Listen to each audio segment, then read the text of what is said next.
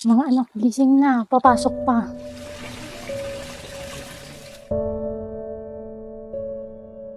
Sa pagsisimula ng klase, ako at 10 ng aking mga kasamahan sa Rotary Club of Cabuyao Circle ay nagsagawa ng Brigada Eskwela, kung saan sa munting paraan makatulong kami sa mga kabataan na may munting pangarap.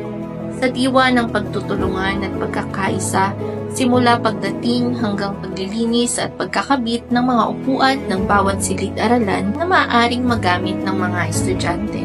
Kasabay ng Brigada Eskwela, kami rin ay naghandog ng simple ngunit masustansyang pagkain para sa mga bata na pinagsaluhan ng bawat isa. Kasunod nito, ang proyektong Light for Peace, ang aming dinonate na 12 solar lights ay naitayo para mapanatili ang kapayapaan sa kanilang lugar.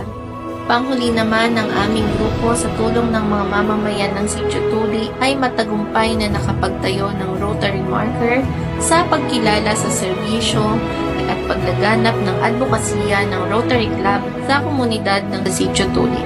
Kami sa Rotary Club of Cabuyao Circle ay naniniwalang hindi hadlang ang hirap ng buhay para makamit ng mga kabataan ang kanilang mga pangarap.